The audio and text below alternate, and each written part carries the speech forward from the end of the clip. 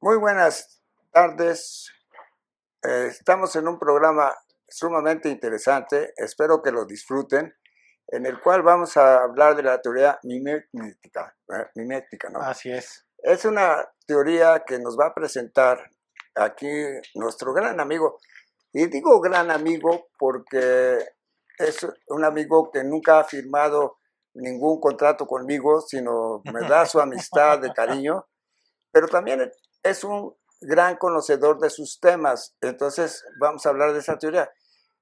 Yo le voy a hacer una pequeñísima introducción de lo que va a hablar Jorge del tema, en el sentido que nos va a hablar de la imitación, del deseo, de la venganza, de la envidia, del, también el egoísmo, o sea, todo lo que va implícito en esas palabras. Lo primero que yo quiero decir es que las palabras viven, o sea, las palabras no quieren decir muchas cosas que a veces entendemos, sino cada quien tiene su interpretación.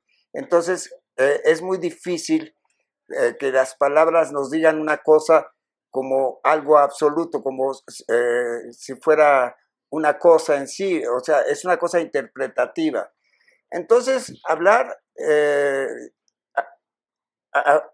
de estas cuatro situaciones es la imitación, por ejemplo, la primera que yo podría hablar de ella, o sea, Jorge nos va a dar unos planteamientos diferentes, pero lo primero que yo podría hablar de la imitación es la educación. O sea, el mundo siempre ha imitado. La naturaleza se da tiempo para imitar. O sea, no podríamos haber construido la educación en todo el mundo si no hubiéramos imitado. O sea, es lo que hemos aprendido. El reino animal está hecho totalmente de imitación. O sea, lo, las sociedades de los leones, de los leopardos, de los elefantes, está hecha de imitación. O sea, la imitación ha sido fundamental en toda la educación de los seres humanos. Pero también se puede interpretar, como nos va a comentar Jorge, de otras formas. O sea, uh, él lo que más o menos me ha explicado es que también parte del deseo. Y entonces, para mí el deseo también es una parte fundamental de los humanos, porque los animales lógicamente tienen el deseo de aprender. Todo lo que les enseñan sus padres, lo que tienen el deseo de aprenderlo.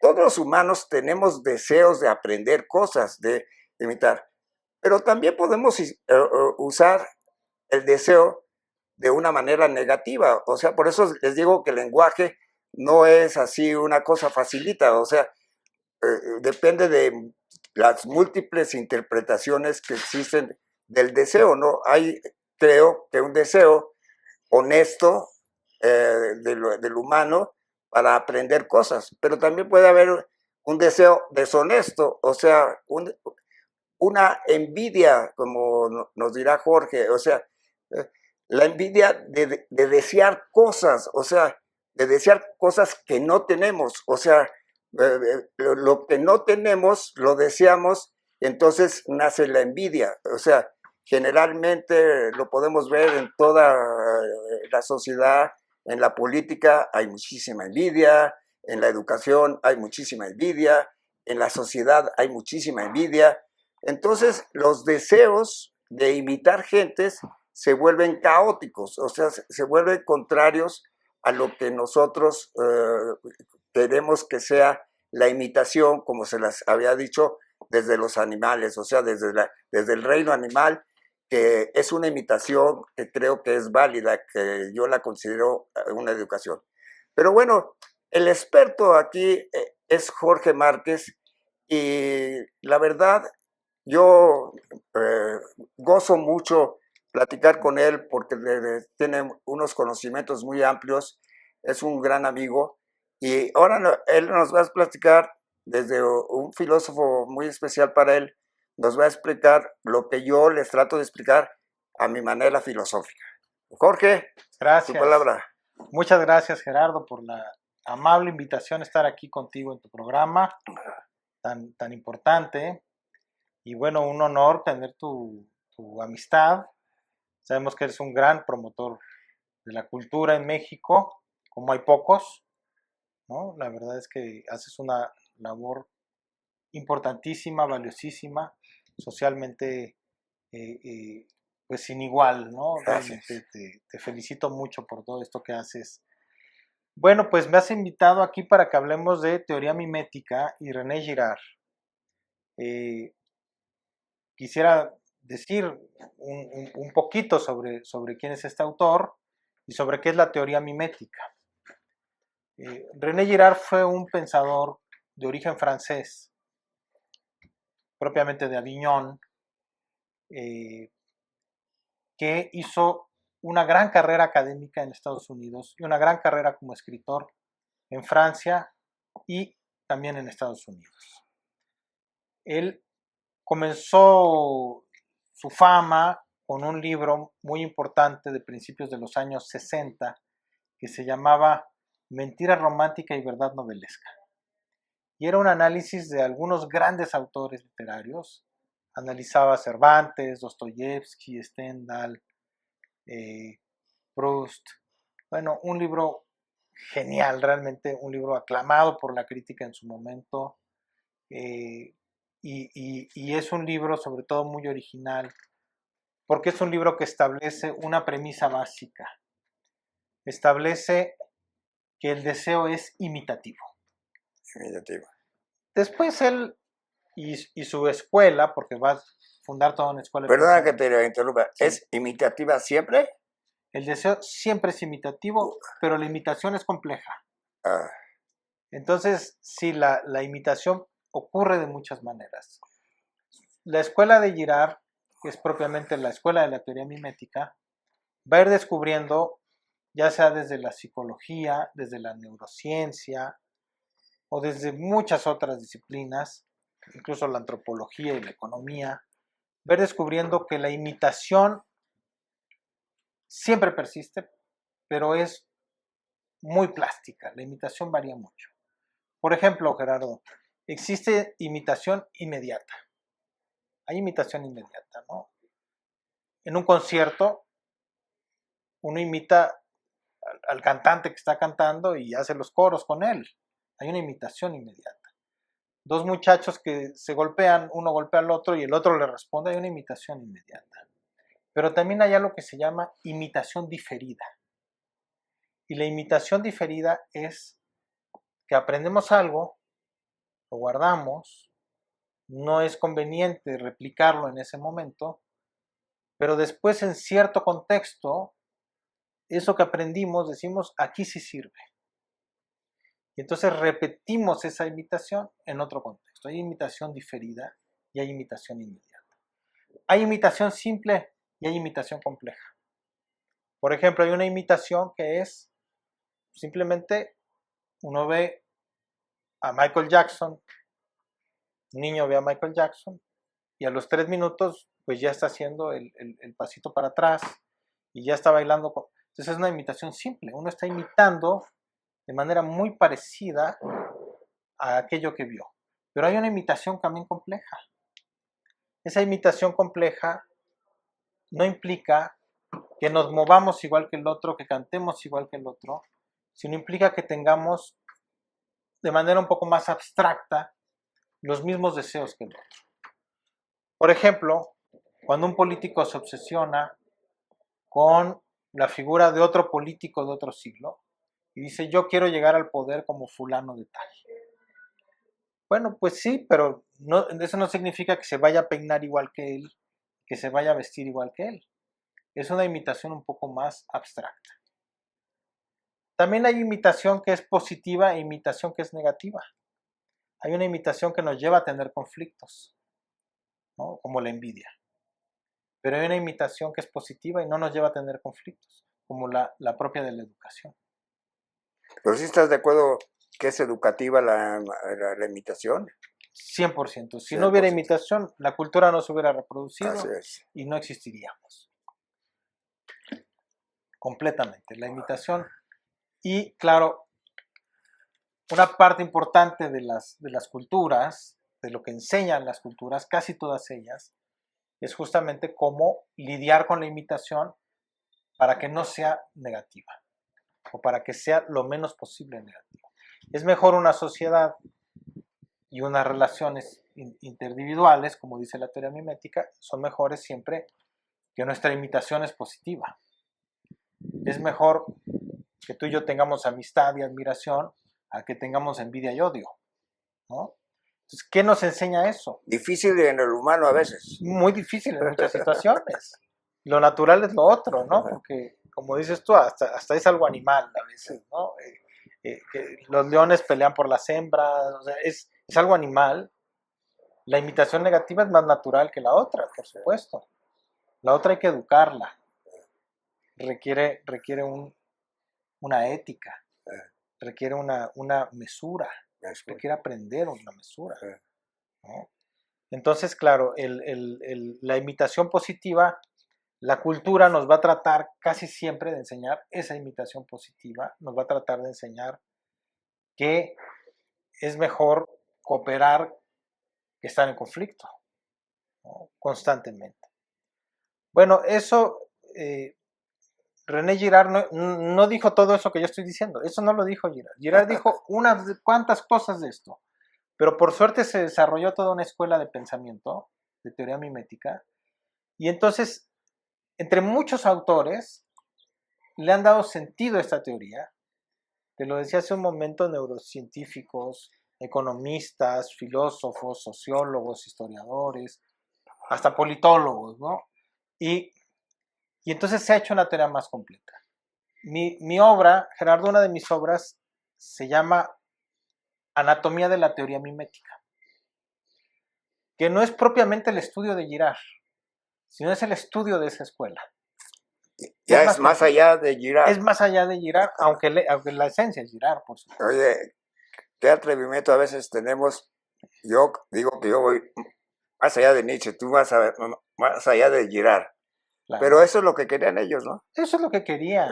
Claro, ellos no querían que uno repitiera canónicamente su pensamiento, ¿no? Ellos querían que uno lo pensara y construyera cosas a partir de ahí, ¿no? Y claro, porque de Girard se han escrito muchas biografías intelectuales, muchas biografías de su vida y de sus libros, o sea, hay la biografía y la biografía intelectual, y hay en muchos idiomas, ya están publicados en alemán, en español, en francés, por supuesto, pero lo que no había era una biografía intelectual de la teoría mimética, no de Girard, sino de la teoría mimética.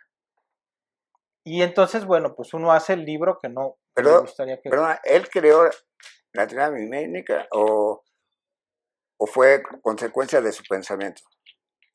Sí, él llegó a hablar de teoría mimética, ya lo llegó a hablar, pero propiamente él sí pensaba ya en términos de teoría mimética, sobre todo en sus últimos libros, pero no imaginó todas las aplicaciones que podría tener. Y eso que vio bastante. Pero bueno, todas las aplicaciones que ahora tiene, pues yo creo que le sorprendería muchísimo. Él murió hace más de 10 años, pero además, bueno, pues tuvo un problema de salud. Entonces, sus últimos 3, 4 años realmente ya no se dedicó a trabajar, ¿no? Entonces, digamos que tenemos una ausencia de Girard los últimos 15 años. Y en esos 15 años la teoría mimética ha avanzado mucho. Para todo, para analizar el cine, para analizar la migración, para analizar la política. Es impresionante el desarrollo de esta teoría. ¿Pero por qué? Porque es la relación imitación, deseo, también puede estar está en todas partes, pero ¿se puede aplicar en el cine, por ejemplo? Sí, por supuesto. Hay gran cantidad de análisis de cine y de incluso de series televisivas que ahora como tú sabes, Gerardo, tiene un gran boom con toda esta, digamos, revolución del streaming. Pues han surgido gran cantidad de casas productoras, entonces se producen series y series. Bueno, hay una gran cantidad de series de estas que han sido analizadas con teoría mimética. Por ejemplo, quien ahora preside la fundación del coloquio de violencia y religión, que es el coloquio que se organiza en torno al pensamiento de Girard, es un pensador alemán que uno de sus objetos de estudio ha sido el análisis de Harry Potter, de las películas de Harry Potter, ¿no? Entonces, porque el cine es lo mismo, Gerardo, el cine es la vida. El cine son personas que tienen deseos, que se imitan, que se envidian, que se pelean y que usan la violencia para resolver problemas y para meterse en problemas, ¿no? Pero lo que aquí me resalta es, por ejemplo, en Harry Potter, la gente imita a, a los protagonistas, o sea, quiere imitarlos por alguna cosa mala o simplemente como un deseo humano.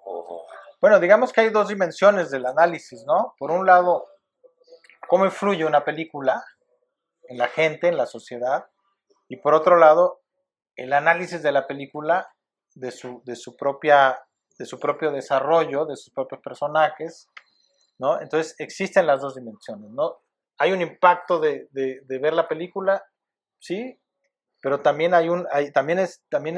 tiene mucho sentido estudiar la propia narrativa al interior de la película, cómo se desarrolló los personajes, si tienen una psicología o no. Finalmente, igual que las novelas, las películas son producto de la realidad, pero también influyen en la realidad, ¿no? O sea, son un espejo mutuo, ¿no? Que juegan de esa manera, sin al final haber un claro original y un doble, ¿no? O sea, no hay claridad en torno a esos términos, ¿verdad? Yo le llamo a eso, o sea, en mis libros, en todas mis conferencias, le llamo la teoría de la imaginación. Sí. O sea, el ser humano, en mi punto de vista y como yo lo analizo, a través de la historia, el pensamiento humano que tiene apenas 20.000 años, el pensamiento humano tiene una cualidad muy importante, que puede manejar el tiempo, el pasado, el presente y el futuro. Y eso le da oportunidad a todo el reino animal y a toda la vida de poder imaginar cosas. Entonces, yo lo que estoy percibiendo de lo que nos estás diciendo es que el ser humano se ha imaginado y ha logrado la imitación, pero también se ha imaginado usarla para mal, o sea, Sí. por medio del deseo la puedes emplear para mal.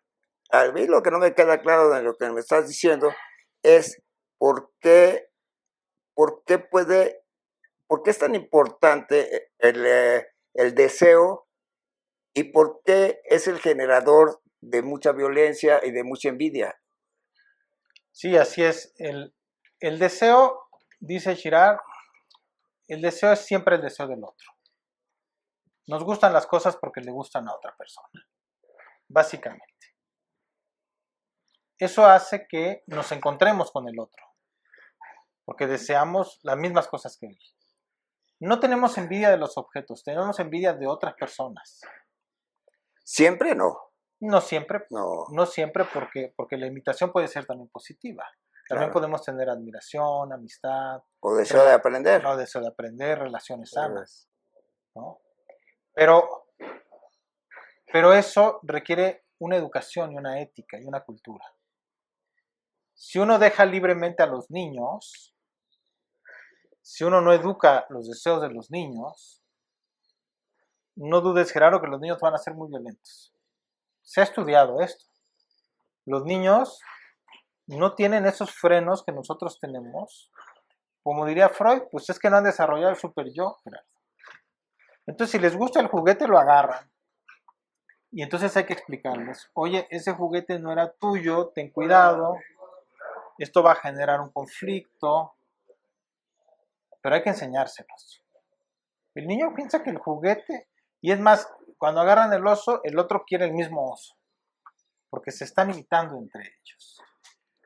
Entonces, esa es la dimensión conflictiva de la imitación, que nos gustan las mismas cosas, justo porque le gustan al otro. Entonces, ¿tú crees que por eso no nos ponemos de acuerdo los humanos, porque deseamos lo otro, lo que no tenemos? Bueno, claro, una parte muy importante de la sabiduría antigua, filosófica, por ejemplo, si piensas en Confucio, Gerardo, pero piensas también en los estoicos, y si piensas en cualquier tipo de pensador que haya intentado generar una ética, ha sido el conocimiento sobre cómo disfrutar la vida con lo que tenemos. Porque ya se sabe que el ser humano se puede hacer la vida muy miserable pensando en lo que no tiene. Pero no así es el ser humano. Así es el ser humano. O sea, hay que enseñarle a que no sea tanto así. Entonces nos hemos equivocado. A través de la historia, es lo que yo trato de demostrar, que Sí. nos hemos equivocado en todos los 20,000 años de existencia del ser humano.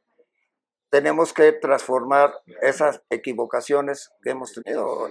En gran medida sí, porque claro, si de pronto uno ve que Rusia le hace falta el Donbass, que es un pedacito de Ucrania, y le falta Crimea, en lugar de concentrarse en que Rusia tiene uno de los países más grandes del mundo, es absurdo, ¿no? Entonces empiezan guerras porque se está pensando en lo que uno no tiene, en lugar de disfrutar lo que uno sí tiene, ¿no? Y en cualquier dimensión ocurre esto, en lo personal, en países, digo, se hacen guerras por este asunto. También los animales desean el territorio de sus rivales. Sí. O sea, es humano, es de la vida que haya deseos de otras cosas. Pero lo que pasa es que el ser humano, como te dije hace rato, estamos apenas creciendo. Yo creo que todavía no hemos aprendido mucho, y no hemos aprendido mucho de lo que es la envidia. O sea, nos hemos construido a través de la historia llenos de envidias. Entonces, la envidia no es algo que digas, no sé, envidioso, así nada más quitártelo así en una forma simple. No. La envidia la traes natural porque estás en contra de los otros seres humanos. O sea, si no estuviéramos enojados unos con otros, pues haríamos un mundo mejor. Pero lo que ha resultado de todo el conocimiento es que estemos enojados unos con otros, que tengamos envidias y que deseemos lo del otro, ¿no? Sí, en parte por un malentendido, ¿no? Porque siempre imaginamos que el otro es muy feliz. Porque uno ve solo superficialmente la vida del otro. Uno se imagina, bueno, el otro tiene esto, lo debe hacer muy feliz. Entonces exageramos la felicidad del otro y la quisiéramos. Y bueno, luego le quitamos la cosa y vemos que no era tan feliz con esa cosa, ¿no? Pero a pesar, perdón que te interrumpa, sí, pero a pesar, esa felicidad no nos puede hacer felices porque es la felicidad del otro, no la mía. Exactamente. O sea, es un error querer la felicidad del otro, no la podemos traspasar, no podemos cambiarla, porque es imposible. Yo tengo que sentir mi propia felicidad a mi manera, con los conocimientos que yo tengo. O sea, no puedo tener una felicidad del otro, a pesar que la desee, pero ¿cuál es la del otro? Tampoco es perfecta, o sea, puede cambiar de muchas formas la felicidad. O sea. Es un malentendido. Mira, Girard estudia esto, por ejemplo, con Dostoyevsky, ¿no? Hace análisis fascinantes, ¿no? Y se va encontrando con cómo los personajes de Dostoyevsky no solamente quieren los objetos que el otro tiene, sino quieren ser el otro. Y le llama a esto deseo metafísico. Son los personajes tan enfermos por el deseo. Bueno, él mismo lo decía, son demonios, ¿no? Son tan enfermos por el deseo, por la envidia, por los malos sentimientos, que quieren ser el otro. Y no se imaginan que el otro también sufre. y que aunque pudieran ser el otro, se darían cuenta que el otro tampoco es feliz, porque tenemos solo impresiones. Y piensen ahora, por ejemplo, con las redes sociales. La gente le toma video a esos 20 minutos de felicidad que tiene al día y lo sube a la red. Entonces, ¿cuál es el mensaje para todas esas personas que están viendo? Hay mucha gente muy feliz y yo aquí infeliz. Entonces, claro, son una causa de profunda infelicidad las redes sociales. Se diga lo que se diga, ¿no? Y eso está estudiado, ¿eh? Entonces, porque uno está viendo el pedacito de felicidad de los demás y se está imaginando falsamente que esa es la vida del otro. Cuando fueron 10 minutos en su día, que fue a un restaurante bonito y tomó foto del restaurante, que hizo tales cosas, que vio a tales amigos. El sufrimiento no lo ponen, ¿eh? Nadie pone, uno llega de un viaje largo y saca la selfie, ya estoy aquí. Pero nadie puso, oye, el baño era incomodísimo, estuvo cansadísimo el viaje, qué lata la aduana, qué flojera migración. Eso no lo ponen en las redes sociales, ¿verdad? O sea, ponen el momento bonito. Entonces, pero además, eso está relacionado también con una vanidad muy, muy grande de mostrarse como personas muy felices cuando no lo somos tanto. Hablaste hace ratito, y yo hablé también hace rato, de la imaginación. Yo creo que la imaginación es el tema más importante de la humanidad. La gente no lo conoce, pero siempre estamos deseando, o sea, siempre estamos imaginando Sí. que puede. A mí me preguntan mucho, ¿cómo hago para ganar dinero? Como si fuera una formulita que yo te dijera, si haces esto, o sea, no se puede, ¿no? Entonces, siempre estamos imaginando cosas y por eso yo me atrevo a hablar de las religiones, cómo hemos imaginado cosas en las religiones, o sea, cómo nos han hechizado esas imaginaciones y las hemos imitado. O sea, ahí viene el concepto tuyo, o sea, de la imitación. O sea, imitamos lo que se imaginan otros y nosotros tenemos fe en esas imaginaciones. Entonces esas imaginaciones nos han llevado a que la humanidad se imagine que puede hacer muchas cosas y realmente la imaginación es como todas las cosas que está limitada por lo que te es tuyo y tu circunstancia. O sea, tú te puedes imaginar que vas a ganar mucho dinero, pero tu circunstancia no es tan fácil para ganar dinero a veces. Totalmente. A veces sí, es muy compleja, ¿no? Sí, lo que no se entiende, por ejemplo, la falsa imagen justamente de algo como ganar dinero a partir de un negocio es justamente pensar que es una fórmula. No, la gente que gana dinero es porque asume un estilo de vida que lo lleva a ganar dinero. O sea, un negocio es más que un negocio, ¿no? ¿Cuáles negocios triunfan? Donde la gente se mete a fondo, donde la gente conoce, donde la gente ensaya, error, ensayo, hasta que pega, ¿no? Es decir, no es verdad que haya estas fórmulas, como tú dices, Gerardo, pero la imaginación a veces nos hace pensar falsamente eso. Claro, uno se imagina... En la felicidad, como decías. Sí, la felicidad. Ahora, la imaginación es muy interesante también en la teoría mimética, porque la imaginación son imágenes, es decir, son imitaciones de otra cosa, ¿no? Y para la teoría mimética es muy importante en este mundo de la imitación el asunto de las sustituciones. La imaginación, en cierta forma, sustituye a la realidad. La imaginación sustituye, es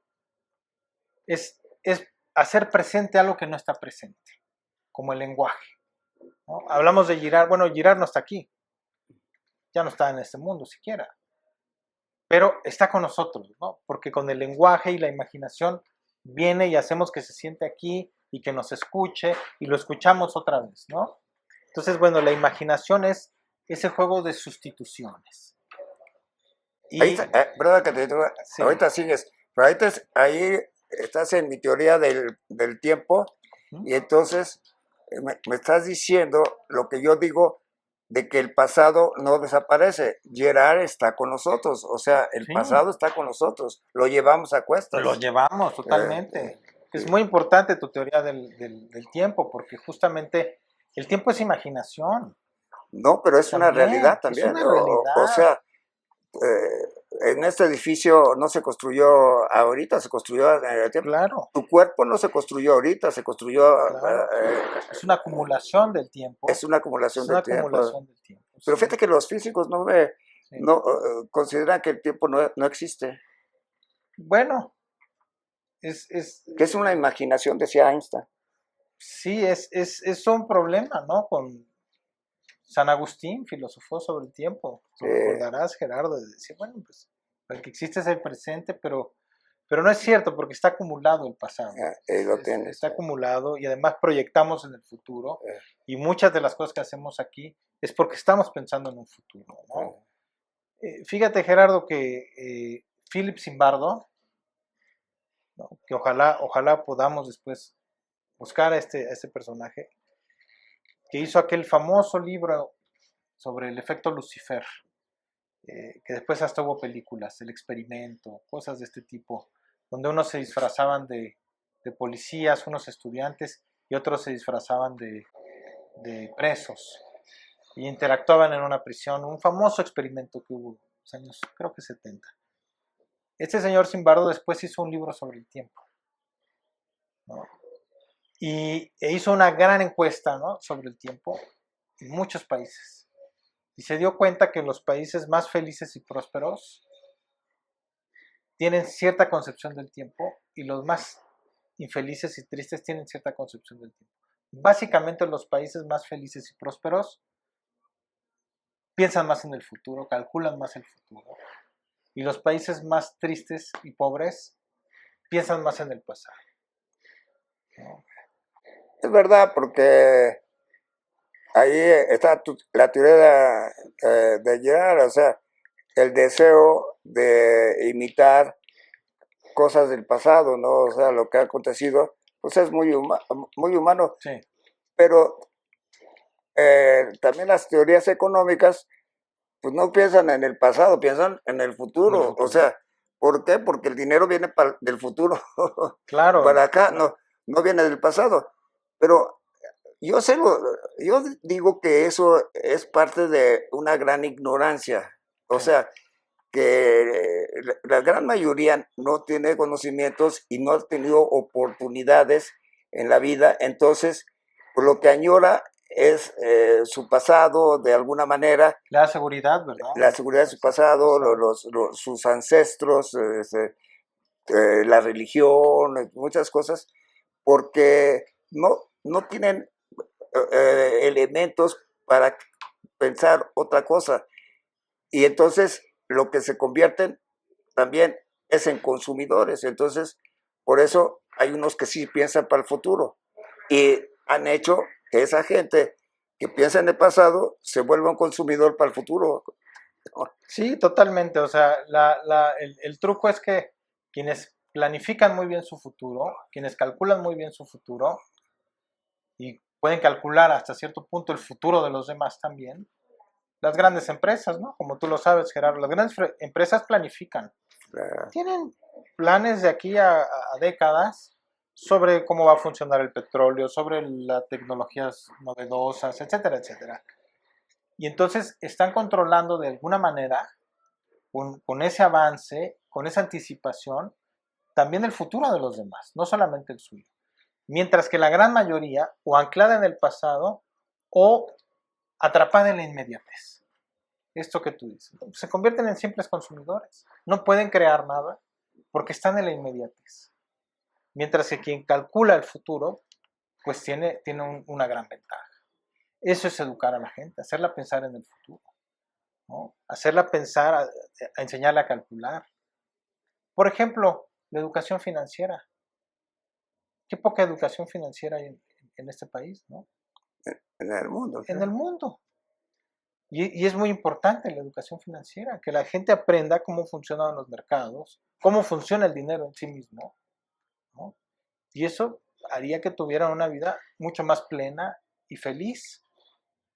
El problema es que la felicidad muchas veces se malinterpreta como felicidad en la inmediatez. Y esa felicidad en la inmediatez lo que hace es que en el mediano y el largo plazo, pues solo te lleva a problemas, ¿no? Es de que yo defino mi felicidad por la buena vida que he tenido, o sea, que estoy satisfecho con mi vida, o sea, y claro, que la inmediatez también es importante, estar en el día, Sí, disfrutar del día, disfrutar del posible futuro, pero estar conforme contigo mismo. sí. Pero fíjate, te quería hacer una pregunta sobre la teoría que tú manejas, en el sentido de que para mí la imitación del poder ha sido constante en los 20.000 años de la Sí. humanidad. O sea, el poder se ha imitado, entonces el que lo tiene ha imitado básicamente al poder, a los poderes que han existido. O sea, Ujú. ¿qué para mí es el poder que ha existido? Es el poder del control. O Ujú. sea, hemos imitado controlar al humano en todos los tiempos, o sea, Sí, tanto espiritualmente como económicamente. sí. Entonces, yo pienso que la teoría que ustedes manejan, pues debe pensar mucho en que la imitación, ahí también está el deseo de los políticos de seguir reproduciendo el poder del control. ¿Eh? Y para mí es una violencia. Claro. Eso es algo muy violento. No sé si eso encuadra en tus teorías. La teoría mimética en realidad consta de tres partes. Hemos abordado muy bien la primera, que es la imitación. La segunda parte es el sacrificio. Sacrificio. Y la tercera parte es la desmitificación del sacrificio. Vamos a tener otros dos programas para hablar de la segunda y la tercera parte de la teoría Ok. mimética. Pero la segunda parte te voy a adelantar algo, Gerardo, porque es la que tiene más que ver con el poder, la que tiene más que ver con esta inquietud que me acabas de mencionar hace un momento.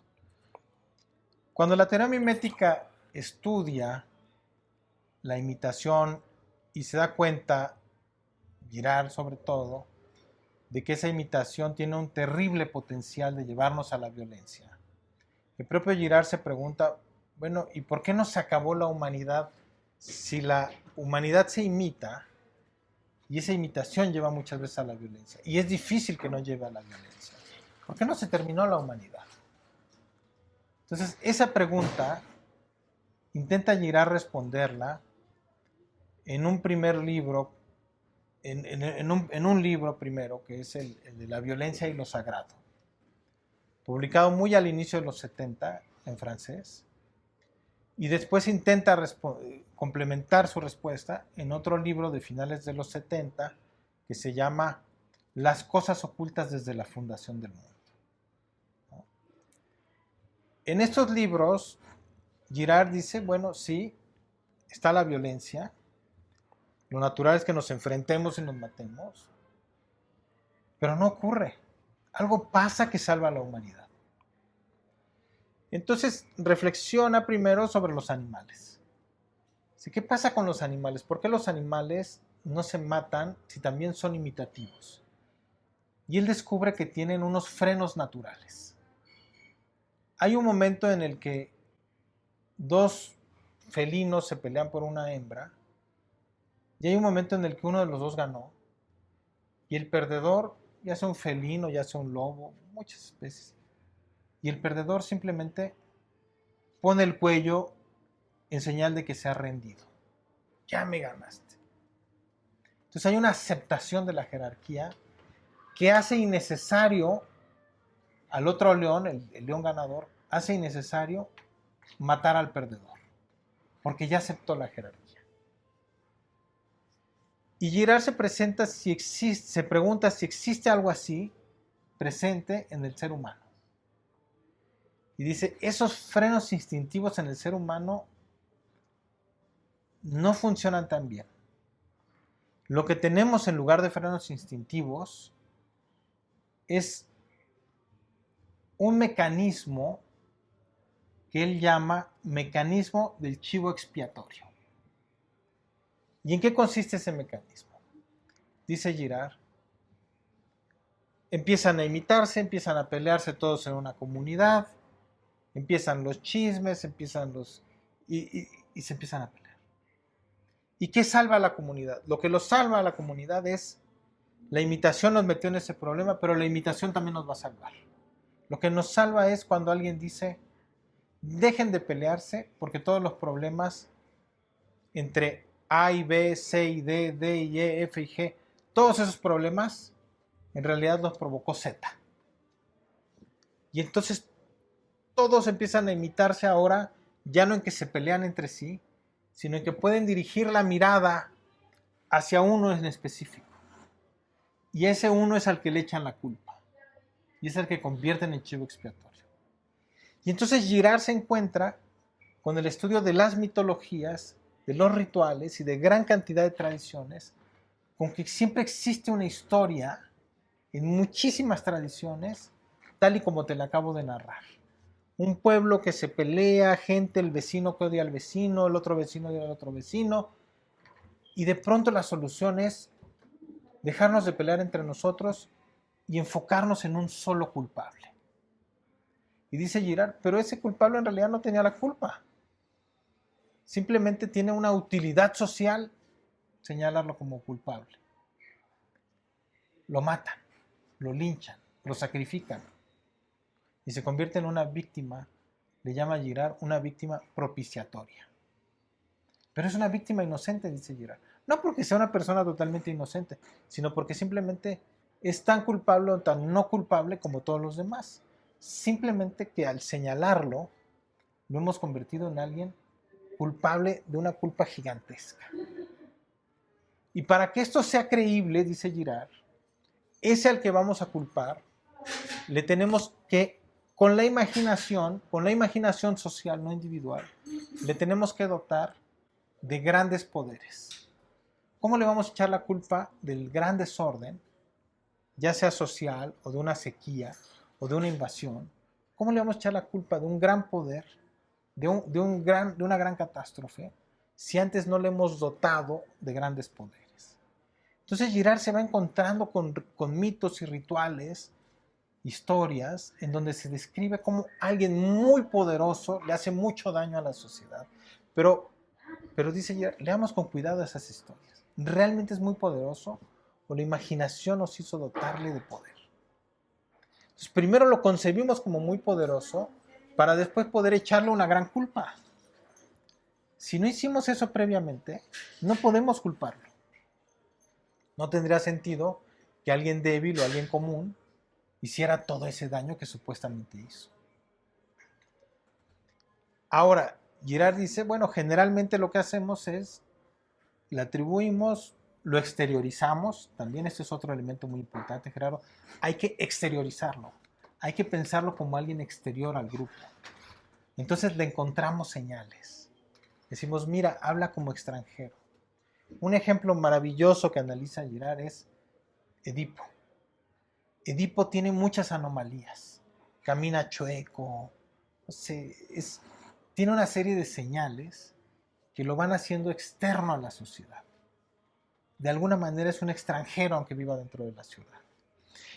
Y toda esa exteriorización es muy útil para la sociedad, porque es una manera en que la sociedad dice, claro, el mal y los problemas vienen de afuera, no somos nosotros. Entonces nos autoengañamos acerca de nuestra propia inocencia. El mal siempre es algo exterior. Por eso son tan fantásticas las películas de posesiones demoníacas, ¿no? Porque la posesión demoníaca es, claro, el ser humano no es capaz de eso. Es un demonio que vino y lo poseyó, ¿no? Por eso nos gusta. Es más, ahora hay una mezcla de programas de televisión, Gerardo, detectivesco, junto con cosas sobrenaturales. Es la fórmula perfecta, ¿no? porque es el mal de la serie detectivesca era un enfermo, un loco, un maldito, que lo exteriorizábamos, pero cuando además ese es un demonio, es súper exterior, y eso nos limpia a nosotros, porque nos aleja de toda esa maldad. Pero solo la imaginación, pero funciona como mecanismo, ¿verdad, Gerardo? O sea, no es lo mismo que todos los días en la mañanera la presidenta diga que el mal somos nosotros, a que nos explique que el mal son los estadounidenses. Es una forma fantástica de quitarnos del problema, de lanzarlo para afuera. Decir, claro, es que son.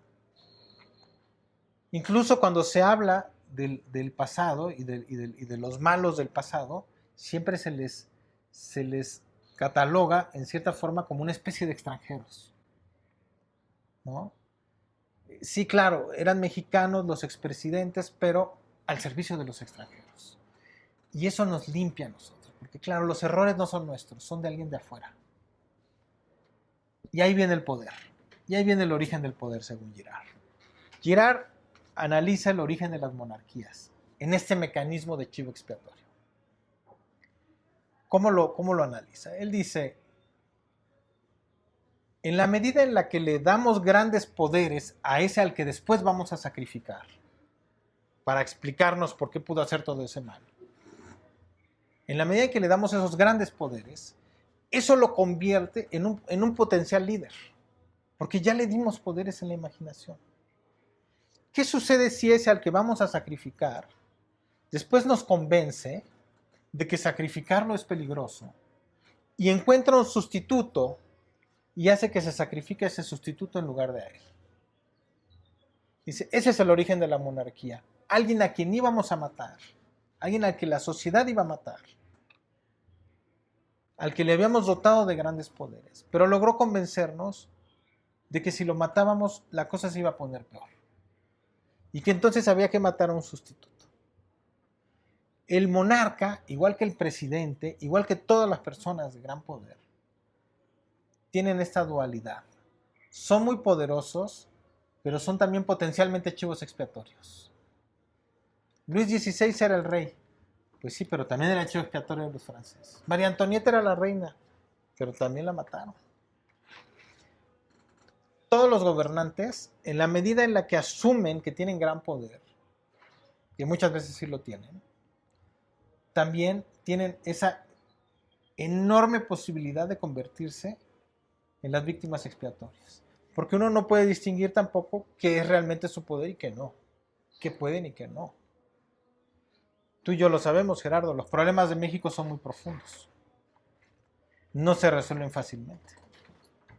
¿Qué pasa cuando un presidente deja de ser presidente y se convierte en expresidente? ¿Cuál es la tradición mexicana? Le echamos la culpa de todo. En sus 6 años no resolvió.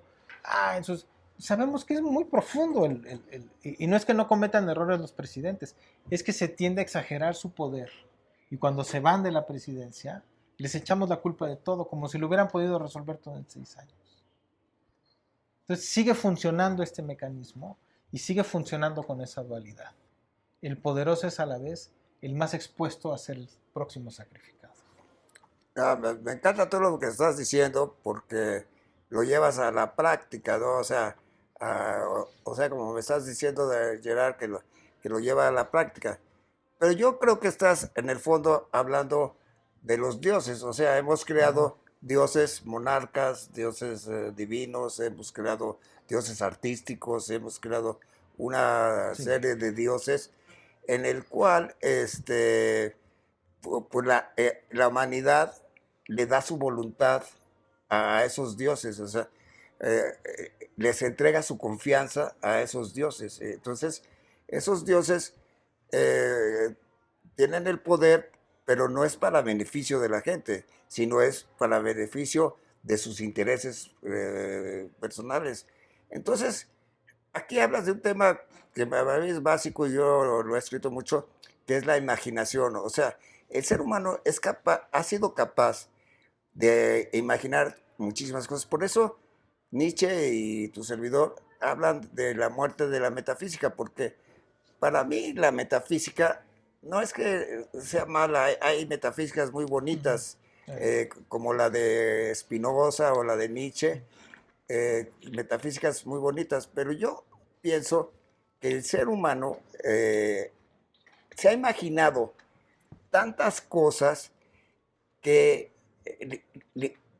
a veces cree en que las personas a quien les da su confianza les van a solucionar sus problemas. Es cuando tienes fe, por ejemplo, en un Dios, y dices, este Dios me va a guiar, me va a ayudar a resolver mis problemas.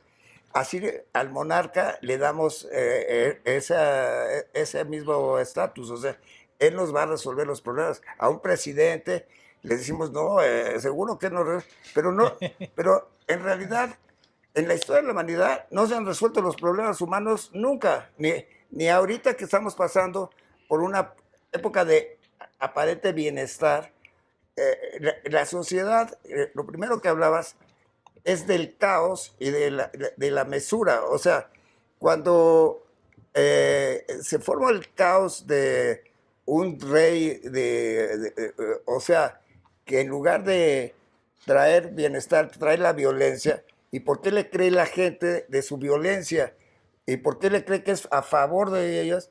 Es que se hace un caos y la gente lo mesura dando su voluntad, o sea, aceptando lo que ese rey puede tal vez resolverle sus problemas, ¿no? Me encanta lo que dices, Sí. pero yo creo que la imaginación humana nos ha llevado a un precipicio de falta de cultura en toda la historia de la humanidad, en el cual hemos imaginado tantas cosas que no nos han solucionado los problemas. Por ejemplo, las religiones, pues hemos apostado por ellas, pero no han resuelto el problema humano, ¿no? O sea, están muy lejos de resolver los problemas humanos. O sea, se habla de que lo que es del César y lo que es de Dios, pero si tienen a Dios, deberían resolver los problemas. O sea, imagínate teniendo, o sea, de su lado a los dioses, pues deberían resolver. Sí, Y sí. nunca se han resuelto los problemas humanos. O sea, han sido puras imaginaciones de que se pueden resolver los problemas por creer en lo que la imaginación humana ha creado en toda la cultura, ¿no? Bueno, y esa es una pregunta clave, ¿no? ¿Y por qué les creemos si no resuelven? Y la teoría mimética te dice muy fácilmente, porque siempre han encontrado sustitutos de culpa. Entonces, bueno, el presidente no resolvió, pero ya nos dijo por qué no pudo resolver, porque había unos malvados que no le dejaban resolver. Entonces, siempre encuentra sustitutos de culpa. Y normalmente, uno de los sustitutos de culpa es el expresidente. Porque si bien te digo, hace un momento, los expresidentes se convierten en chivos expiatorios en este país, en buena medida es porque los presidentes los vuelven a los expresidentes chivos expiatorios. Porque ese es el chiste de un presidente en este país y en muchos lugares. El chiste de muchos gobernantes es, para ser creíble, que encuentran sustitutos de culpa. No me culpen a mí, el fulanito, sutanito, es tal y tal. Y por eso esos golpes espectaculares, ¿no? Miren, por ejemplo, Estados Unidos actualmente. Se mueren miles de personas por consumo de fentanilo. Pero no quieren llevar a juicio a las farmacéuticas. Y entonces se encuentran, porque son muy poderosas y están relacionadas con los partidos. Además es dinero. Y es mucho dinero. Y entonces, ¿qué buscan? Bueno, un sustituto expiatorio, entonces ya está el Chapo Guzmán. ¿No? Y el Chapo Guzmán es parte del problema, claro, es parte de todo. Pero vas a ver que va a estar en la cárcel y no va a bajar el consumo de fentanilo. Al Porque contrario. es un complejo industrial, farmacéutico y de hábitos cultural que lleva a la gente a tener una cultura de las drogas, ¿no? Es mucho más complejo que eso. Nos imaginamos que va a ser mejor nuestra vida con las drogas, por ejemplo. Totalmente. Y entonces, en lugar de resolver esa ignorancia, encontramos chivos expiatorios para culparlos, ¿no? Porque el problema de fondo costaría mucho más, destruiría muchos negocios, sería muy complicado resolver el problema de fondo. Y entonces para Trump, en lugar de ir al problema de fondo, pues es mejor decir, voy a agarrar a todos los narcos. Que tampoco se puede, ya sabemos, ¿no? pero son sustitutos. Entonces, ¿por qué les creemos? Porque son sustitutos. Otra reflexión muy bonita que dices, Gerardo, y que tiene que ver mucho con la teoría mimética. Los gobernantes tienen a los dioses de su lado. Bueno, todavía más explícito y más cercano el vínculo. Simón Simonsi, que es un antropólogo holandés que ha vivido casi toda su vida en África y que escribió un libro que se llama Los Reyes del Desastre. Y entonces vivió, pero con tribus muy pequeñas de África. Y entonces él se encontró con muchas cosas interesantes ahí a propósito de la teoría mimética. Pero tiene una frase genial, dice, entre esta gente, entre estas tribus tan simples y tan interesantes a la vez, dice, los dioses son reyes que ya murieron. Y los reyes son dioses que aún no han muerto. Es decir, directamente pasan del estatus de rey a Dios. Es una especie, ahora sí, una especie de pensamiento metafísico muy interesante que hace que los ex reyes, es decir, los reyes que ya murieron, pasan al panteón y se convierten en seres que deben ser adorados para que llueva, para que no haya sequía, para que no los invadan, etcétera, etcétera, etcétera. Entonces hay un vínculo profundo entre política, claro, y religión.